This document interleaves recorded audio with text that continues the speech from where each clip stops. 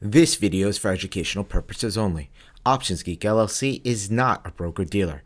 Options Geek LLC and Felix Fry are not registered investment advisors. Options involve substantial risk and are not suitable for everyone. Please consult your own investment advisor before doing any trading. Make sure you read the full disclaimer at the end of this episode.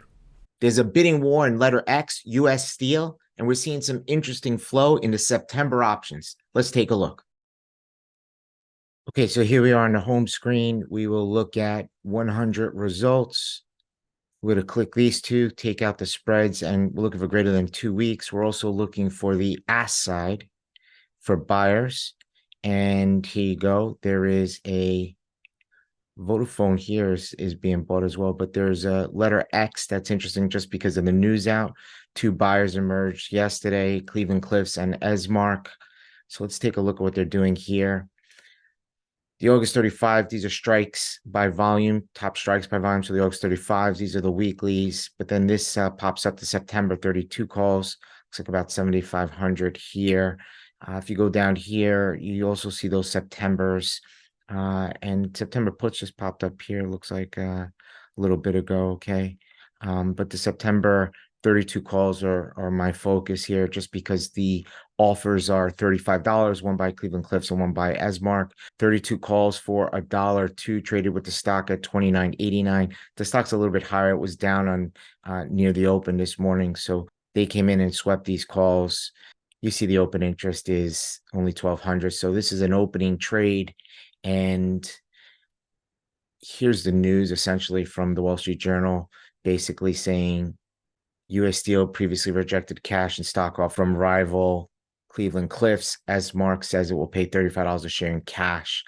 Cleveland Cliffs offered cash and stock.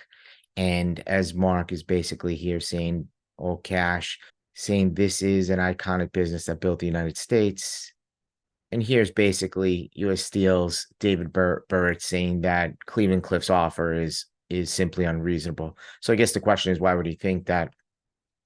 Obviously, the whole industry is potentially on this curve upward with millions and millions of new cars, with the EV movement, and also unreasonable because they're probably looking at this and saying, you know, we were $39 stock, we were a $45 stock, you're getting us at the cheap here at 23, thinking that we'll take a 35 offer.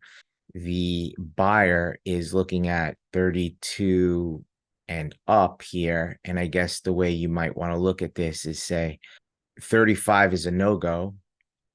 So what's going to win this? What's going to take US Steel out? And when they're paying $1 for the 32s, they're obviously thinking something higher. How much higher? Well, the way these arbitrage deals work is if it's all cash, then it's simply, you're just simply taking the price of the bid plus US Treasuries over the course of time. How long will it take to close the deal? Maybe for something like US Steel, it could take a year, year and a half. Let's call it a year.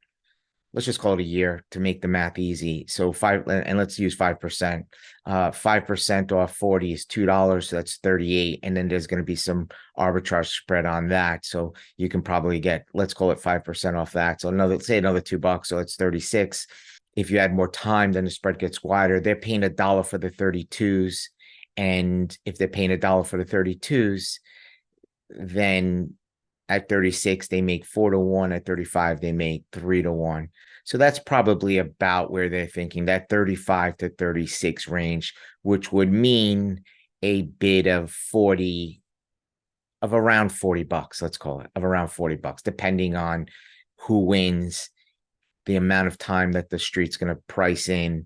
I suspect they're probably thinking 40, and then you got this $4 to $5 spread because it takes more time and there's a potential that the government doesn't allow it. You can pretty much let go of the technical analysis in this situation. It's more of what's the company worth to the highest bidder and how much time will it take to close that trade. So like always, make sure you smash that like button, comment, and ask questions. I'll talk to you tomorrow.